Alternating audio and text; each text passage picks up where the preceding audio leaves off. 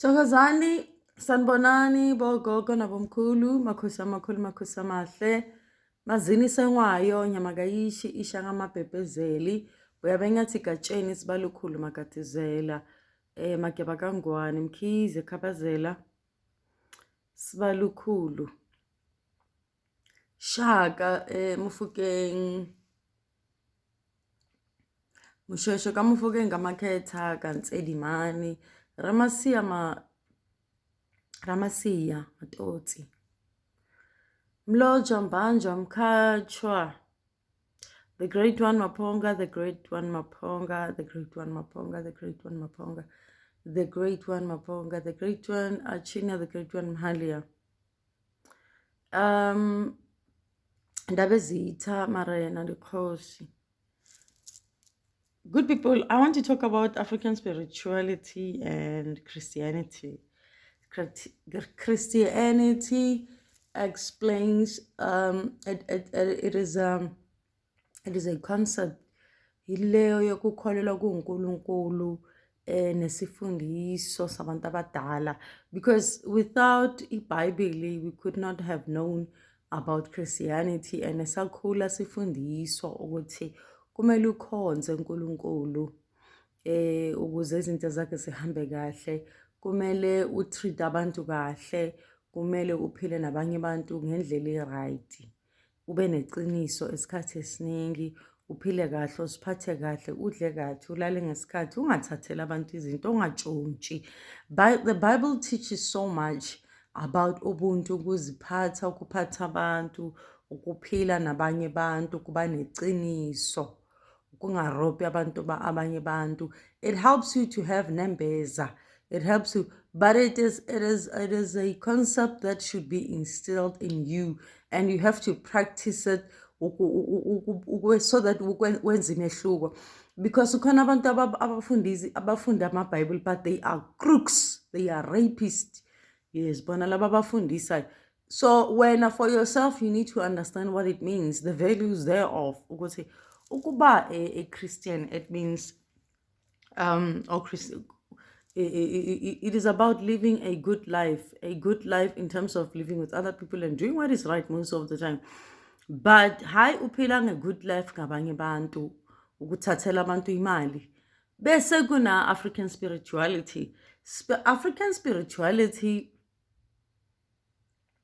it is about observing rituals, culture, tradition, amasiko and isintu lezi kade zenzwa ilabantu abadlulile abogogo. They were also Christians abogogo, because uyangitshela umkhulu ukuthi isho nokuthi nathi kade sikholelwa kuNkulunkulu, sikhonza, sikhuleka kuyena, sikholwa ukuthi mo unenkomo kumele uyiphathe kahle, mo uyibulala and you have to observe it. You have to ukuthi uyicele uncenge kuyona ngoba uyisidalwa sakaNkulunkulu. So kumele ucele ukuthi uNkulunkulu siyanikela ngale nkomo or ngembuzi or ngemvu or inkukhu, ukuthi uNkulunkulu sinikela kuwena ngale nkomo, sizosebenzisa isikhumba sakhona nani. You don't just kill an animal like you are at war, because lesidalwa lesi ufuna ukuthi asihambe siyokukhulumela futhi sikulethela inhlanhla. We're not praying animals, we are offering. It's like an offering that you're offering to uNkulunkulu. The same thing that we do now, everything else. Nemithi, nokugubha imithi, that is African spirituality. If you go ehlathini uyogubha umuthi, you don't just go anywhere. You go to sacred spaces and sacred grounds where you dig muti, and you don't take a lot. You take a bit so that the next can grow.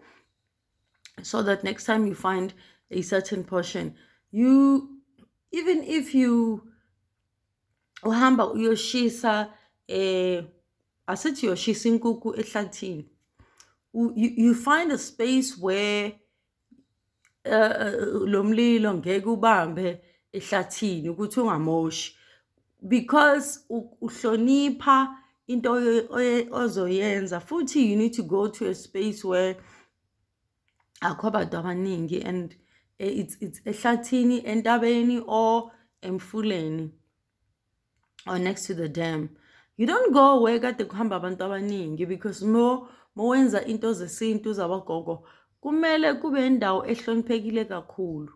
So African spirituality is very broad because it's also about yourself, how you do things. It's about uthi wena uziphatha kanjani, because how you treat yourself, how you behave in front of people, izinto zidlayo, it says a lot about ukuthi wena usihlonipha kangakanani.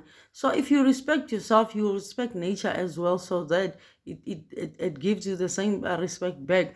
And futhi ukuthi ubusiseke, because lo mhlaba wakabogogo nabomkhulu, they treated it with respect, they honor it. So if you don't show any respect to umhlaba, ayikho into ezolunga. Futhi wahamba ugqokile ngathi wena uyahlanya, uhamba ugqoke kahle, uziphatha kahle, ukhava amahlombe wakho if umuntu wesifazane, ahamba ukhipha amathanga, uhamba ubukeke ngandlela ehloniphekile. African spirituality is very broad because of nalama candle awuzawasebenzisa, usebenzisa candles that can light up, zikhanyisele impilo yakho nalo msebenzi ozowenza. Mawuqeda uqoqa izinto kade uzisebenzisa. When you go with people, you teach them bylaws, you teach them ukuthi look, mawufika lana wenza so, awuzenzeli mathanda, awuzenzeli ngoba uthola ukuthi wena ufika lapho bese izinto zakho azihambi kahle ngandlela kade uziphatha ngakhona.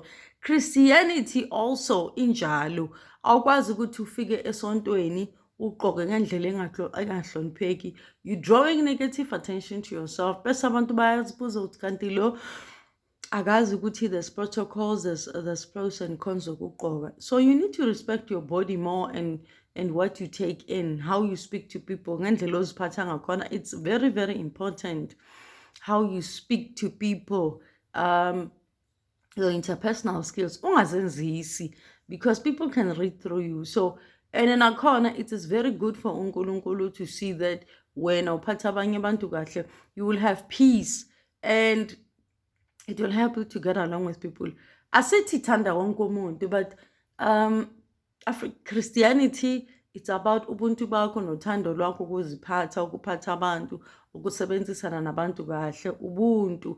Futhi African spirituality, I take it that African spirituality, it is more broad because I'm practicing it every single day. So not that I'm not practicing Christianity, but African spirituality, it is more broad because you do things more practical.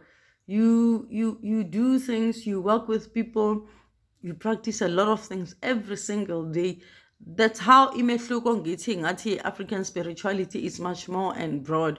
So ukusebenza nabanye abantu, to do rituals, ukukhipha amadimoni, sikhonza kuNkulunkulu futhi. That's why I'm saying these two are broad and baziyasebenzisana, because mengikhipha amadimoni kumuntu ngicela kuNkulunkulu, ngithi uNkulunkulu wena somandla, ngicela ukuthi usize ukhanyisele impilo yalo muntu, umbuyise la khona, umkhanyisele abuyele kwisimeni esihle esilungile, aphole, incendo yakhe ibuye. And I'm removing demons when I'm exorcising demons from a person. Now, when I also use, so these things ziyasebenzisana.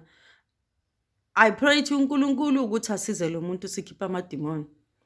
When kufana nokugeza umuntu emfuleni, ngiyenza lokho ngikwenzako, ngithandaze bese ngishona khona ngigeze lo muntu emfuleni or edamini. So when African spirituality ingena la, ngisebenzisa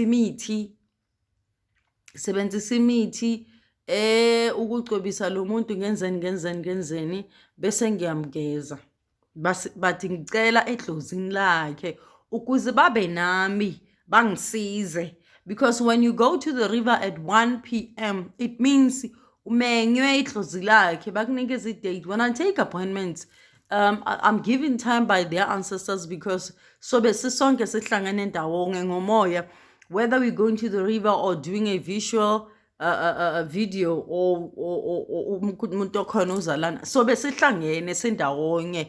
It's what it means to say wena ukhonza is African spirituality and Christianity, because both ziyasebenzisana. There is no one without another.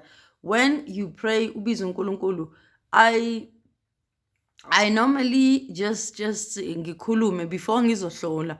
A lot of people have not seen me ngithandaza mengihlola. I just continue to speak. I don't even ask them their surnames. I just ask them their first names. So siyachubeka nje sihlole. Ingakho ngithi umoya waNkulunkulu namadlozi bayasebenzisana, because basebenzisana together to reach one point, one goal. Wakhetha ukuthi wena ube umelaphi, ingakho bakuseka bachaza. So now if you wena ungifonela uthi gogo ngicela i-appointment, idlozi lakho lizovuma bese ngikunikeza isikhathi, you can't change. They get angry and cancel your appointment, because besinesivumelano bebethi okay, take a 10 o'clock appointment. They know they'll be there for you ukuze bangitshele konke lokho kumele bangitshele. So wena if you decide ukuzenza isiphukuphuku, you don't know what is at stake, bese uba nenkinga yokuthi akekho ufuna ukukusiza, because they have agreed to an appointment bese bathi ngikunikeza isikhathi. It was their agreement. I didn't give the time. I was just told to tell you. So ukuba nolwazi oluncane kuyahlupha ngempela. Hayi kuyahlupha, kuyadina futhi, because people think they can make an appointment and say gogo I can't come. No, it doesn't work like that. You are given the time because that's the time your ancestors will be available to tell indaba yakho noNkulunkulu futhi. So that's why I'm saying uNkulunkulu namadlozi bayasebenzisana.